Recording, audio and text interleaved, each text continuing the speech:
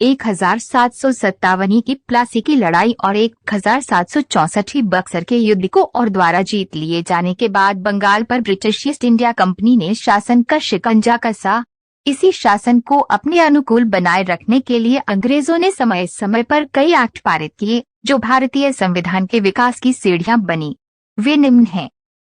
1773 का regulating act. इस act के अंतर्गत कलकत्ता प्रेसिडेंसी में एक ऐसी सरकार स्थापित की गई जिसमें गवर्नर जनरल और उसकी परिषद के 4 सदस्य थे जो अपनी सत्ता का उपयोग संयुक्त रूप से करते थे। इसकी मुख्य बातें इस प्रकार हैं। आई कंपनी के शासन पर संसदीय नियंत्रण स्थापित किया गया। आई बंगाल के गवर्नर को तीनों प्रेसिडेंसियों का जनरल नियुक्त किया गया। आई कलकत्ता में एक सुप्रीम कोर्ट की स्थापना की गई। 1784 का पिट्स इंडिया एक्ट। इस एक्ट के द्वारा दोहरे प्रशासन का प्रारंभ हुआ। आई कोर्ट ऑफ डायरेक्टर्स व्यापारिक मामलों के लिए, आई बोर्ड ऑफ कंट्रोलर राजनीतिक मामलों के लिए। 1793 का चार्टर अधिनियम। इसके द्वारा नियंत्रण बोर्ड के सदस्यों तथा कर्मचारियों के वेतन आदि को भारतीय राजस्व में से देने की व्यवस्था की गई। 1813 का चार्टर अधिनियम। इसके द्वारा आई कंपनी के अधिकार पत्र को 20 सालों के लिए बढ़ा दिया गया। आई कंपनी के भारत के साथ व्यापार करने के एक अधिकार को छीन लिया गया, लेकिन उसे चीन के साथ व्यापार और पूर्वी देशों के साथ चाय के व्यापार के संबंध में 20 सालों के लिए एक अधिकार प्राप्त रहा। आई कुछ सीमाओं के अधीन सभी ब्रिटिश नागरिकों के लिए भारत के साथ व्यापार खोल दिया गया।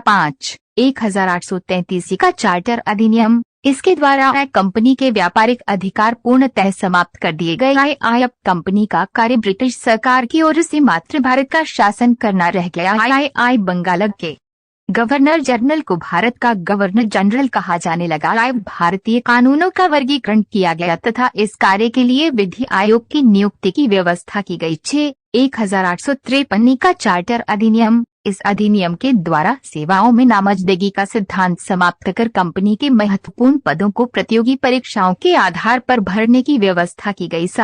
1858 का चार्टर अधिनियम। आई भारत का शासन कंपनी से लेकर ब्रिटिश क्राउन के हाथों सौंपा गया। आई भारत में मंत्री पद की व्यवस्था की गई। आई 15 सदस्यों की भारत परिषद का सृजन हुआ। आई भारतीय मामलों पर ब्रिटिश संसद का सीधा नियंत्रण स्थापित किया गया। 861 का भारत शासन अधिनियम। गवर्नर जनरल की कार्यकारिणी परिषद का विस्तार किया गया। आई विभागीय प्रणाली का प्रारंभ हुआ। आई गवर्नर जनरल को पहली बार अध्यादेश जारी करने की शक्ति प्रदान की गई। आई गवर्नर जनरल को बंगाल, उत्तर पश्चिमी सीमा प्रांत और पंजाब में विधान परिषद स्थापित करने की शक्ति प्रदान की गई।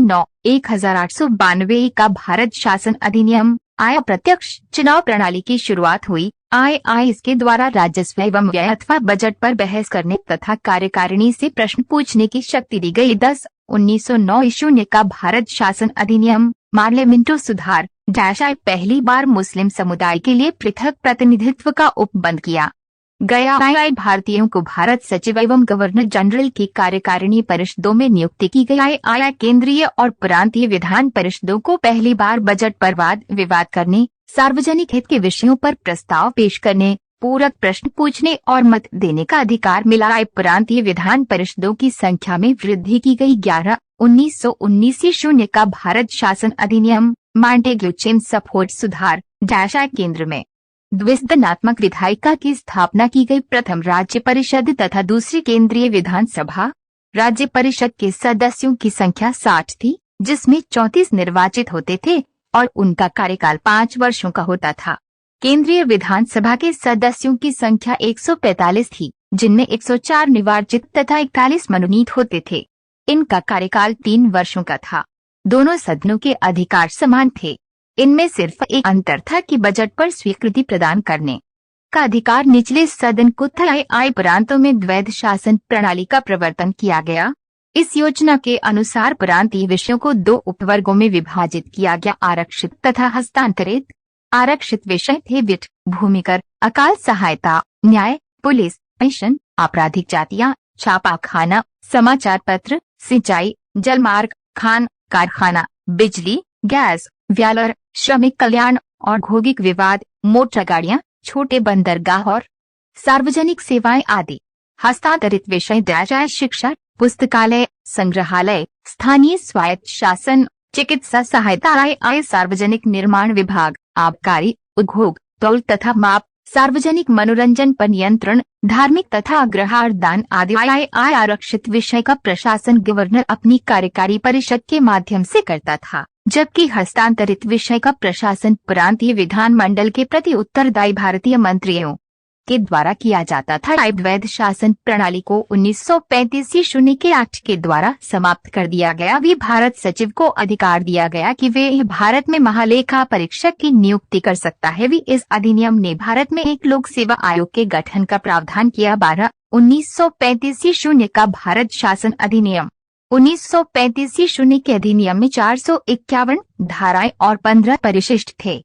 इस अधिनियम की मुख्य विशेषताएं इस प्रकार हैं। आर्टिकल भारतीय संघ, यह संघ 11 ब्रिटिश प्रांतों, 6 चीफ कमिश्नर के क्षेत्रों और उन देशी रियासतों से मिलकर बना था जो स्वेच्छा से संघ में सम्मिलित हों।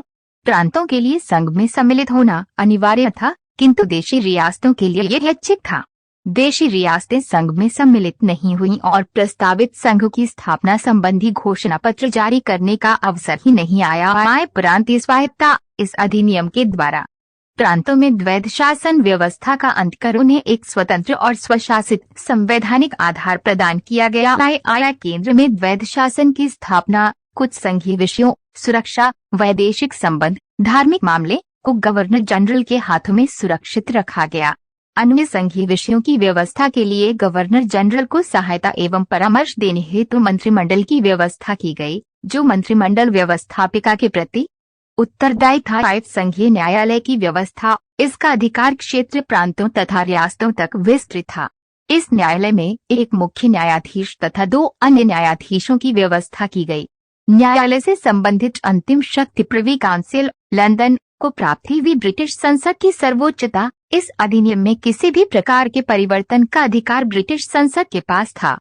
प्रांतीय विधानमंडल और संघीय व्यवस्थापिका इसमें किसी प्रकार का परिवर्तन नहीं कर सकते थे। भी भारत परिषद का अंत, इस अधिनियम के द्वारा भारत परिषद का अंत कर दिया गया। सांप्रदायिक निर्वाचन पद्धति का विस्तार, संघीय तथा प्रांतीय व्यवस्थापिकाओं में विभिन्न संप्रदायों को प्रतिनिधित्व देने के लिए सांप्रदायिक निर्वाचन पद्धति को जारी रखा गया और उसका विस्तार आंग्ल भारतीयों, भारतीय ईसाइयों, यूरोपियनों और हरिजनों के लिए भी किया गया। इस अधिनियम में प्रस्तावना का अभाव था। इसके द्वारा बर्मा को भारत से अलग कर दिया गया, अदन को इंग्लैंड के औपनिवेशिक कार्यालय के अधीन कर दिया गया और बरार को मध्य प्रांत में शामिल कर लिया गया। 13/1947 का भारतीय स्वतंत्रता अधिनियम, ब्रिटिश संसद में 4 जुलाई 1947 को भारतीय स्वतंत्रता अधिनियम प्रस्तावित किया गया, जो 18 जुलाई 1947 को स्वीकृत हो गया।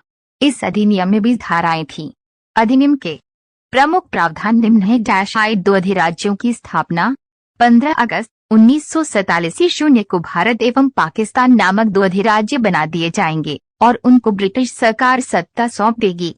सत्ता का उत्तरदायित्व दोनों अधिराज्यों की संविधान सभा को सौंपा जाएगा। भारत एवं पाकिस्तान दोनों अधिराज्यों में एक गवर्नर जनरल होंगे, जिनकी नियुक्ति उनके मंत्रिमंडल की सलाह से की जाएगी। संविधान सभा का विधानमंडल के रूप में कार्य करना, जब तक संविधान सभाएं संविधान का निर्माण नहीं कर लेती, तब तक वह विधानमंडल के रूप में कार्य करती रहेंगी। भारत मंत्री के पद समाप्त कर दिए जाएंगे। 1935 के भारतीय शासन अधिनियम द्वारा शासन, जब तक संविधान सभा द्वारा नया संविधान बनाकर तैयार नहीं किया जाता है, तब तक उस समय 1935